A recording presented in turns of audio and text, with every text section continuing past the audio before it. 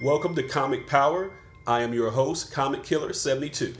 This segment today is called Wicked Wednesday. If you didn't know, Wednesday is the new release for new comics that come out every week. This will help you pick the best comics that are dropping in terms of readability, speculation, etc. 2016 has released some very phenomenal titles this year. You might go broke trying to get them all. Starting with DC Comics is giving us Future Quest #1. This is a conglomerate of the Hanna-Barbera cartoons from the 1960s, including Johnny Quest and Space Ghost. They're basically trying these characters out to see, do they translate to today's market? Will the young kids that never heard of them accept them? And will the older people that watch this as cartoons in the 60s still have a fondness for them? There's been talk about a Johnny Quest movie being made in the future, and this is a good test market for that in comic book form. Will they do an animated movie? Will they do a live action movie? We'll have to see. But personally, I like the character. He's got elements of James Bond and Flash Gordon. Next up from DC Comics is Wonder Woman #52. This is going to be the final issue in the new 52 run before they restart with Rebirth. And I'll bet you dollars to donuts that these issues will be underprinted. Number 52 also has an homage cover which looks like this. This is a very, very stunning looking artwork. The homage that it's given is to Wonder Woman #1 from 2011, new 52 version. So they're doing an homage of its own self. And I can dig it. And I'm excited for her 2017 upcoming movie. Up next is Harley Quinn #28. This is part 3 of the Red 2 saga. Yes, Red 2 is a obvious joke and spoof of Deadpool. Being that Deadpool is with Marvel and Harley Quinn is with DC, they'll never be able to cross these characters over, so this is the next best thing. It's really funny. The Red Tool even has speech bubbles that are shaped like tools. His first appearance was in Harley Quinn #26. It caught some people by surprise because he's not on the cover. He made his first full appearance in issue #27. We don't know what CGC is going to consider which is the first full, number 26 or 27. I would go ahead and get issue 26, 27, and 28 while they're still cheap. This character could catch on. Next up is the trade paperback of Unfollow. I've been talking about this book for months. The plot looks like this. A dying social media billionaire is going to leave his fortune to 140 random characters or whoever is alive at the time of his death. So the participants start knocking each other off.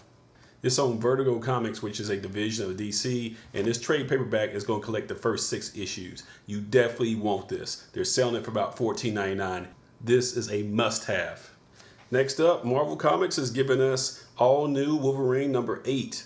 In the new Marvel continuity, X-23, also known as Laura Kinney, is the new Wolverine, or is she? This awesome looking cover is giving us a hint at the old Wolverine versus the new Wolverine. Is there something legitimate in terms of storyline here, or is it just bait and switch? We'll have to see. Next up, Marvel is doing a new Civil War storyline, and it looks like Iron Man, War Machine, Captain Marvel, and She-Hulk will be the major players in this. They're going to be releasing a lot of variants for it as well. The regular cover has a price tag of $5. If you like the variants, don't pay too much for them. Marvel is hyping this like a major event, but I don't see this becoming iconic like the original Civil War series back in 2006. Next up is Deadpool and the Mercs for Money. This is issue #4 of a 5-part miniseries. They are using Deadpool here to raise the popularity of some D-list characters such as Solo, Terra, and Slapstick. It's probably not the right title for casual fans, but hardcore DP lovers will really love this. Next up is International Iron Man #3. This is written by Brian Michael Bendis, who's a genius in comics, and look at that artwork. It looks amazing.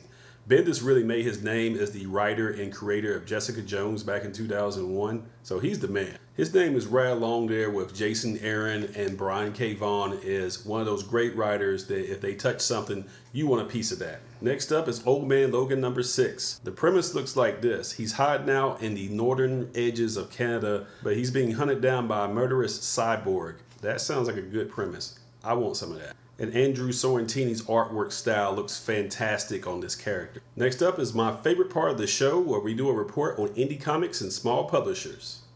451 Media Group is giving us Sunflower #5. This is the comic publisher that's linked to Michael Bay, so speculators are thinking that these might be source material for future movies, and the print runs are very thin. Next up, Avatar Press is giving us Providence #7. This is the vehicle that's written by Alan Moore, who's a twisted genius. He's most famous for writing Watchmen back in the 80s. This is number 7 of a 12-part miniseries. If you're a casual reader, you probably want to pass on this. If you're an Alan Moore fan, then get the whole collection, all 12 issues.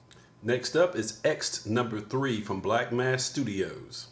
It gives you hitmen, corporate warfare, and assassins injected into your brain to murder your darkest memories. This is sort of like Total Recall meets The Matrix. And I'll have a scoop of that. Next up is the Micronauts number 2. This is the property that is owned by Hasbro, and they are committed to making a movie out of the Micronauts in the future. The artwork on these comics looks exceptional. IDW is doing a great job with the property. Next up from Dark Horse Comics is May number 1. This is the story of a woman named Abby who disappears through a portal into a fantasy world where she's fighting power-mad scientists and monsters and nobles. She returns on her 21st birthday back to Earth. Her sister May has no idea where she's been all this time, and the monsters follow Abby back to our world, so it gets kind of crazy. It's a very interesting premise here. I would recommend it. Next up, Titan Comics gives us Dark Souls number 1 second printing. This is a comic based on the award-winning video game. The print run on the first print is just over 8,200 copies, so I'll get a first print and put it away for the ages and keep the second print as your reader copy. Shown here is cover B from the first print, and it's going for about $15 on eBay. Next up, we have the Speculation Pick of the Week. This is my recommendation to speculators of the book I think has the most potential to go up in value very quickly. All 3 of my previous picks from the last 3 weeks have all gone up in value. So I got a hot hand right now. This week I would recommend from Titan Comics, Tank Girl. 2 girls, 1 tank. Titan did 21st Century Tank Girl last year to massive acclaim and big sales and multiple printings. I expect that's going to happen this year because it kind of snuck up on people. If you're not familiar with the Tank Girl mythos, it's basically like this. It's a dystopian future in the Australian outback where there is a water shortage, and she's working as a mercenary. Before Harley Quinn, before Deadpool, Tank Girl predated them with that type of hilarious dark comedy with some ultra violence on the level of Itchy and Scratchy. Her first appearance was in a comic strip for Deadline magazine in the United Kingdom back in 1988. Her first comic appearance in comic books is with Dark Horse Comics in Tank Girl number 1. Both of these are extremely rare and extremely expensive. So yes, you want to get at least 1 copy of 2 Girls, 1 Tank. And yes, that title is a spoof of the video 2 Girls, 1 Cup. If you don't know what that is, don't worry about it. You don't want to know. And by the way, Tank Girl had a movie back in 1995 that sucked. They had to do a reboot. This character has a strong cult following, and I would highly recommend all her number 1s. But wait, that's not all. Scout Comics has given us Hench Girl number 1 and 2 Bumper, meaning it's a special double issue that contains both issue 1 and 2 together in one publication. This book is both written and drawn by Kristen Gutznick, and it already had a cult following, but then it was announced that it was being developed possibly for a cartoon, and then prices took off on issue 1 and 2. It's rumored that the print runs are below 3,000 copies. Issue number 1 is selling on eBay for an average about 50 bucks. Issue number 2 is selling for about 25. So yeah, if you want to get Hench Girl from the beginning, this is the best way to do it. Next up, Valiant Comics gives us Exo Men of War Annual 2016 number 1. I can't stop talking about Valiant. They produce some of the best looking and best written comics in the industry. Also from Valiant, we're getting Rai number 13. This is a story told in the year 4001, and Rai is the protector of a future Japan. It's written by Matt Kent, who's also the writer of the incredible Divinity miniseries. Valiant's having a lot of fun with these 9.8 CGC homage covers, so they have one for Rai as well. And that's pretty cool, don't you think? That's about it for today. Thank you for watching Wicked Wednesday, where I review all the new comic books for a new comic day. Be sure to follow my blog at comicpower.net. On social media, follow me at facebook.com/comicpower.net and comicpower-universe.tumblr.com. And don't forget twitter.com/comicpowersub. I also sell comics on eBay at this link. This is Comic Killer 72 for Comic Power saying bye-bye.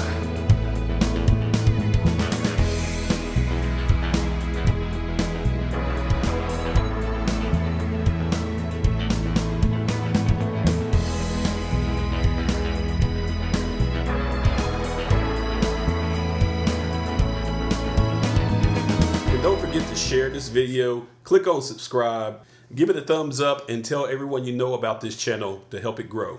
Thank you for your support.